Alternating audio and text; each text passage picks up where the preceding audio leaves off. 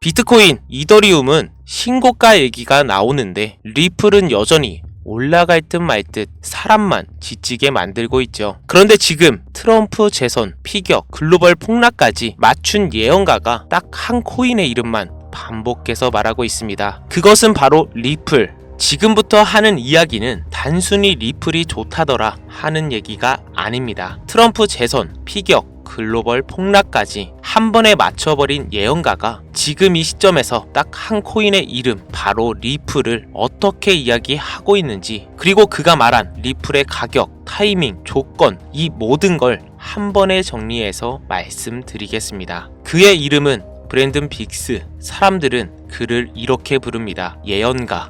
브랜든 빅스는 트럼프 유세 현장에서 왼쪽 귀 옆을 스쳐 지나가는 총알, 무릎을 꿇고 기도하는 트럼프, 그리고 그 뒤를 덮치는 미국의 붉은 물결. 이 장면을 재선 시도 얘기조차 나오기 전인 2023년에 영상으로 먼저 꺼내놓은 사람이 바로 이 남자입니다. 그리고 실제로 트럼프는 총탄을 스치듯 피했고 다시 미국 대통령이 되었는데요. 그 직후 미국과 전 세계 증시는 코로나 이후 최대 폭락을 맞았습니다. S&P, 나스닥이 동시에 무너지고 미국 국가 신용 등급까지 하향 조정되면서 미국 국채도 더 이상 완벽한 안전자산은 아니다 라는 말이 당당하게 뉴스 헤드라인에 찍히던 시기였죠. 이 모든 흐름을 미리 입 밖에 꺼냈던 사람, 그리고 미국 투자자들이 가장 예의주시하는 이름이 바로 브랜드 빅스입니다. 브랜드 빅스는 미국 오클라호마 출신의 목사이자 예언가입니다. 본인이 본 미래를 사람들에게 전하면서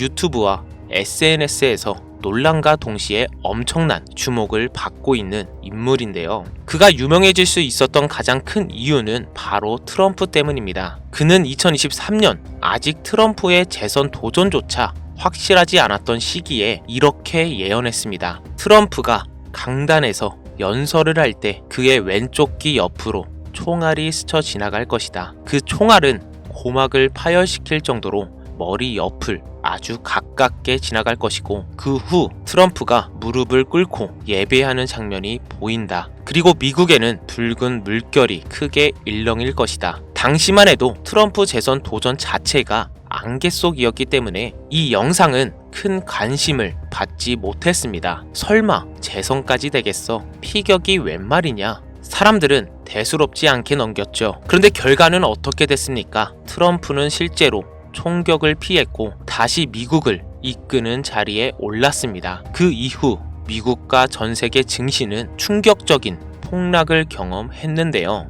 2025년 초 글로벌 증시는 동시다발적으로 붕괴했고, 특히 4월 2일부터 10일까지의 낙폭은 코로나 이후 최대 수준이었습니다. 게다가 미국 국가 신용 등급까지 하향 조정되면서 세계 최강 미국이라는 이름에 거대한 물음표가 붙었죠. 브랜드 빅스는 이런 거시적 사건들을 연속으로 적중시키면서 사람들에게 이 사람 뭔가 알고 있다라는 인식을 심어버렸습니다. 그런데 우리가 진짜 집중해서 들어야 할 부분은 이건데요. 바로 암호화폐, 그 중에서도 리플입니다. 브랜드 빅스는 리플에 관해 이렇게 이야기했습니다. 사람들은 지금 비트코인만 매수하려고 한다. 하지만 향후 정말 말도 안 되는 폭등을 할 코인은 리플, XRP이다. 그는 말합니다. 법적인 리스크를 대부분 해소했고 앞으로는 상승에 필요한 일들만 남아있지만 아직까지는 위에서 누르고 있기 때문에 본격적인 상승이 나오지 않고 있다고요. 그리고 이렇게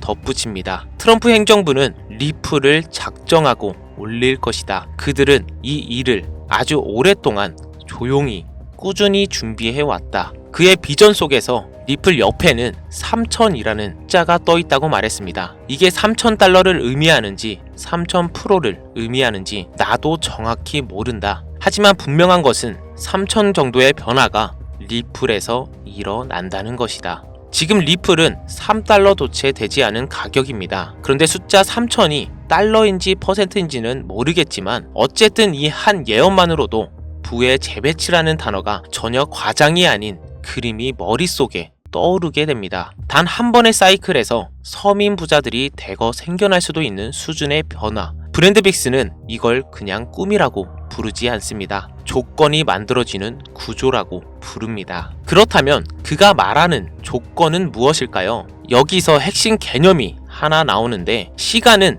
날짜의 함수가 아니라 조건의 함수다. 언제가 중요한 게 아니라 어떤 조건들이 갖춰졌을 때 한 번에 터지느냐가 중요하다는 겁니다. 그가 말한 리플 상승의 트리거는 크게 5가지인데요. 첫 번째, 규제 신호, 정부, 규제 당국의 명확한 가이드라인. 이 정도면 합법이고 이 범위 안에서는 해도 된다라는 룰이 서는 순간 기관 자금은 더 이상 머뭇거릴 이유가 사라집니다. 두 번째, ETF 승인. 이미 비트코인에서 봤던 장면, 코인 거래소가 아니라 증권 계좌로 사는 리플이 열리는 순간 유입 속도는 지금과는 비교할 수 없을 정도로 빨라질 수 있습니다. 세 번째, 기관 참여, 대형 은행, 자산 운용사, 결제 네트워크가 리플 네트워크를 실제 인프라로 쓰기 시작하는 시점, 시장의 깊이, 유동성, 변동폭 자체가 다른 차원이 됩니다. 네 번째, 실사용 폭발, 국경 간 송금, 결제, 대출, 상거래, 실물 경제의 혈관 곳곳에 SRP가 실제로 끼어들기 시작하는 순간 투기 자산에서 필수 인프라로 성격이 완전히 바뀝니다.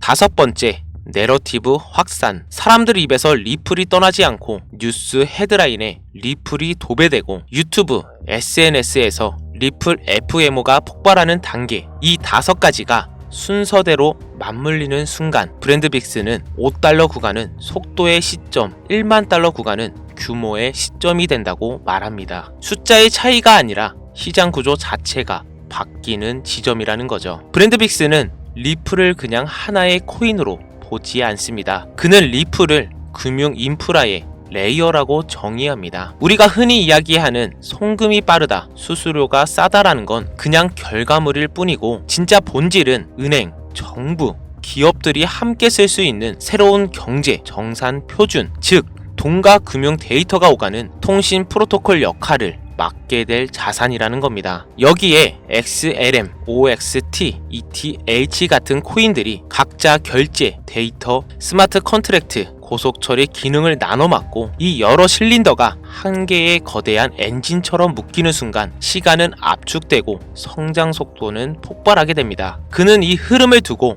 이런 표현을 씁니다. 더블 후에 더 높이. 한번 계단을 올라선 뒤 잠깐 조정이 오고 그 다음 계단에서 훨씬 더 강한 가속으로 다음 레벨을 치고 나가는 구조. $50,000는 속도의 시점, $10,000는 규모의 시점. 이 두 구간은 단순히 가격이 많이 올랐다가 아니라 리플이라는 자산의 역할과 시장 구조가 완전히 재평가되는 구간이라는 뜻입니다. 자, 여기까지가 브랜드빅스가 보는 리플의 큰 그림인데요. 그런데 여기서 진짜 소름 돋는 이야기가 하나 더 남아 있습니다. 브랜드빅스는 리플에 대해 이렇게만 말하고 끝내지 않았는데요. 2025년과 2026년 리플의 가격이 어떤 변동을 거치면서 어느 구간에서 상승이 터지고 어느 시점에서 큰 폭락이 나오고 그 이후 반등은 언제 어느 정도까지 나오는지 심지어 날짜 단위까지 콕 집어서 상세하게 코멘트한 영상이 하나 있었습니다. 말 그대로